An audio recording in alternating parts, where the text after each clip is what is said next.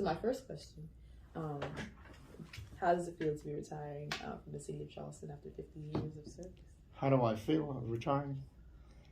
It's it's kind of strange, really. I worked actually. Let me go back in time here.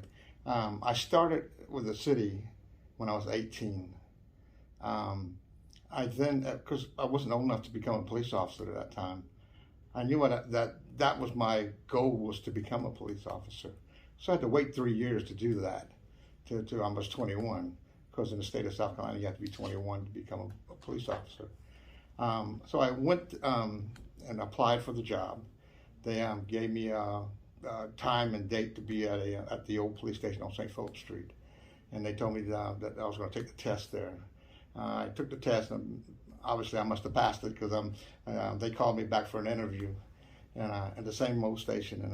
And after the interview, I guess it was maybe 2 months later or so, they called me and said, "You'll start class on April the 19th," and that was on April 19th, 1974.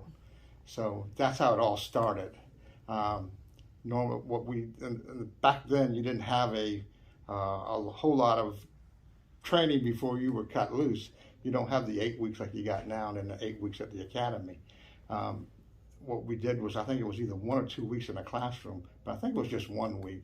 And then you rode with somebody for about 2 weeks, and then you were on your own. Back then we had no equipment hardly. The only people that had walkies were the supervisors and the command staff.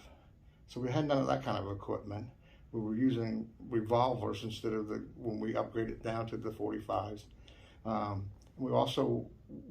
The first police car I drove in was an old station wagon, and it was where if there was an accident back before the 70s, they would pick up the people that were injured and put them on a stretcher, because the stretcher was still in the back of my patrol car when I was driving it, and that's what they normally would do.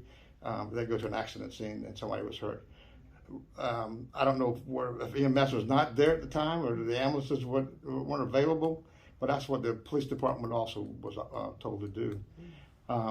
If we wanted to communicate other than the radio, if they wanted us to talk to somebody, we'd have to go to a payphone and call on the radio and tell them what the telephone number was to make contact with somebody at the station that wanted to talk to us over the phone. Then when Greenberg came in, things had changed as far as going to get equipment.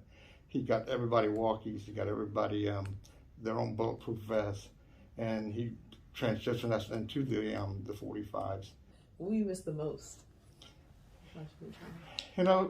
Monday morning's going to come. My alarm clock's not going to go off, but I'll probably still get up.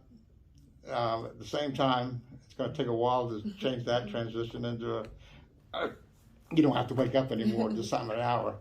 But the camaraderie of the police department has always been a great camaraderie. The thing I'm going to miss the most is the ladies and gentlemen of this department. The helping of people also. My goal was to help people. When I first came on, I thought I was going to save the world. I soon found out that's not going to happen, And I decided, well, the best thing I could do is help those that need help. And that's probably the best satisfaction I could get out of being a police officer. The last 47 years of this job, is the best time of my life.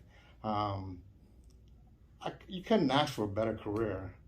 I wouldn't change anything for the last 50 years of if I had to do it all over again, I'd do it all over again.